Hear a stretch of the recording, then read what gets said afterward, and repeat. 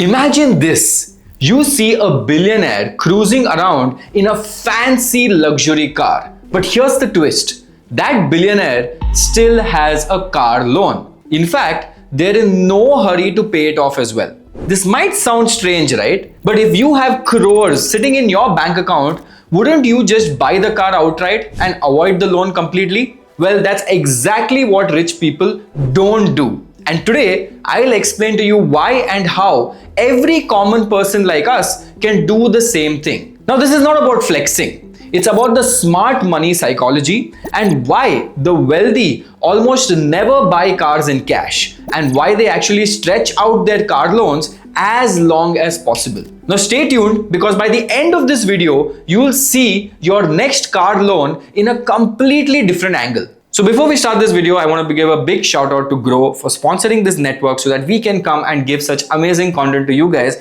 with such an amazing studio as well. So thank you for that. Now for most people, a car is their second biggest purchase after a home. So naturally, the instinct is like, let me finish this loan quickly and get rid of this EMI and then I'll be free. Now it makes sense emotionally, and no one likes debt hanging over their head. But here's the catch. Rich people don't think emotionally about debt. They think mathematically. For them, a car loan isn't a burden, but is just a cheap source of money. And instead of rushing to pay it off, they'd rather keep the cash working for them elsewhere. Now, I myself have two car loans. One around 22 lakhs for my XUV 700, and that is from my company account. And the other one is a 15 lakh loan for my Tata EV, and that is on my personal name. And I'll tell you the importance of this slightly later. Now let's understand the cost of paying in cash. Let's take a simple example. Now suppose you're buying a car worth 20 lakh rupees. Now obviously if you buy it in cash, 20 lakhs is gone from your account instantly. Now this money is stuck in this car, which is a depreciating asset which will lose 40 to 50% of its value in just 5 years. And that would be the biggest mistake you do. But if you take a car loan, say at 9% interest for 5 years, your EMI would somewhere come around 40,000 rupees. So you could only make a small down payment upfront and the rest of the money you pay gradually. Now here's the trick.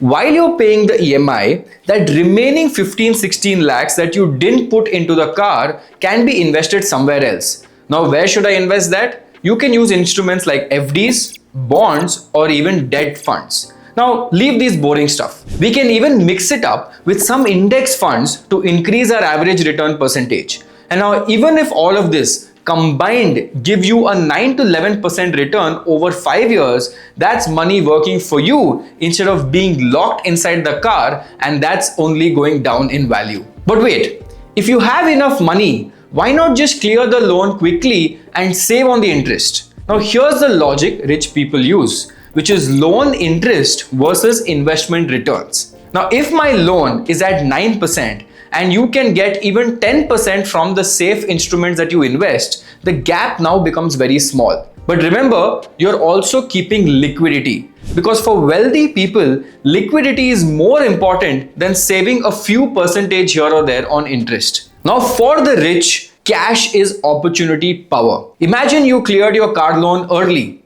Great, you don't have EMI, you're relaxed. But now, what if some big opportunity comes up? Maybe a beautiful piece of land, or maybe just keeping funds in high yield bonds. Or let's say the market crashes and you got this beautiful opportunity. Now, if all your money is locked into the car, you have absolutely no cash to grab that opportunity. Now, rich people know this. They know that cash creates options, and they don't like reducing their options. Now, another aspect is the depreciating element of our car. Now, cars lose value the second you buy them. And why would anyone sensibly park crores into something like that loses half its value? Now, the strategy is simple. Put the minimum amount possible into a car, stretch the loan as much as you can, and keep the rest invested in equity saving bonds, arbitrage bonds, FDs, index funds, and just start balancing this out and start growing it over time. Now, some businessmen, including me, use this to our advantage. How do I take depreciation and win? Now, this is an advantage I use with my own XUV 700.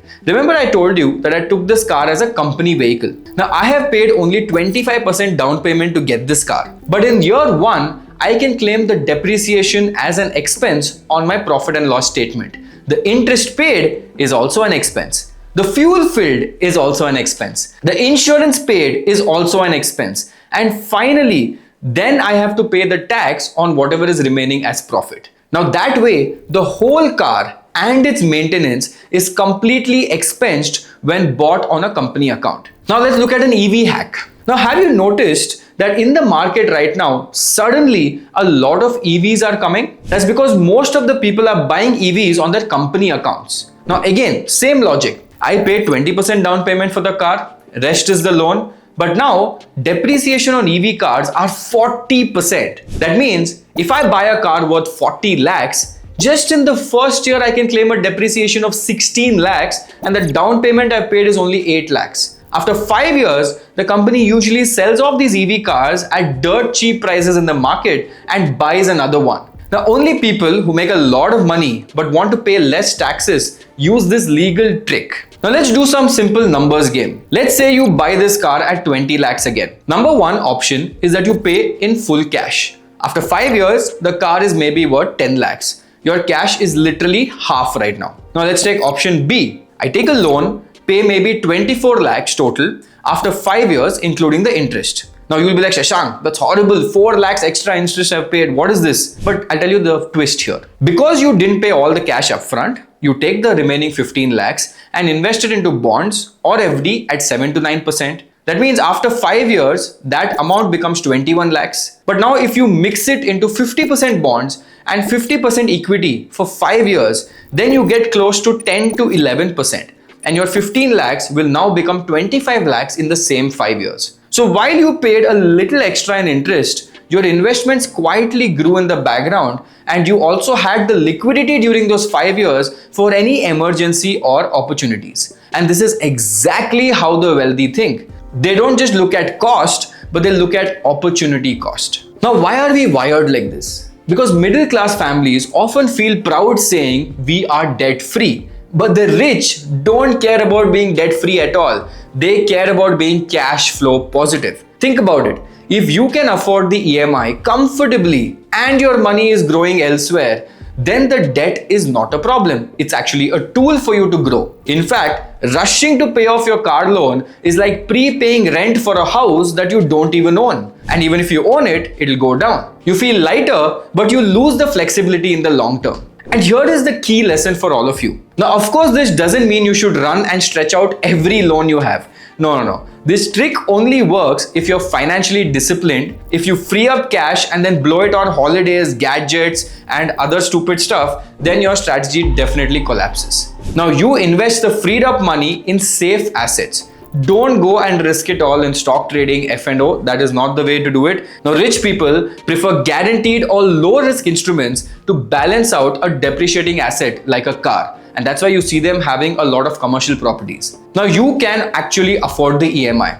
Now, if the EMI is eating 50% of your salary, then you should not be investing. You're just going to be stressed. So before copying the rich, maybe make sure you're not stretching yourself too thin. So now, the next time you see a billionaire driving a car on EMI, remember, it's not because they can't afford the cash, it's because they can't afford to waste cash. For them, money is like a soldier. You don't lock all your soldiers inside a sinking ship. You keep them out there fighting and winning more battles for you. Now, I want to ask you this same question. Would you prefer paying off your car loan early and being debt-free like everyone else? Or now, will you keep the loan for longer and start investing that extra cash to make long-term gains? Let me know in the comment section below because I want to see what side you are on. And if you found this breakdown slightly useful, or maybe more useful, don't forget to hit the like button and also share it with a friend who's actually planning to buy a car so that he can plan his finances much better. And again, don't forget to subscribe to the channel for more money secrets. Because at the end of the day, the difference between the middle class and the rich is not how much they earn, but it's how they think about money. And that is what I'm trying to educate you as well. So again, I want to give a big shout out to Grow for sponsoring this channel. And if you have any doubts, any questions on investing, you can check out the Grow app. The link is in the description below. Thank you. This is me, Shashank Udupa, signing off. Take care. See you guys. Bye-bye.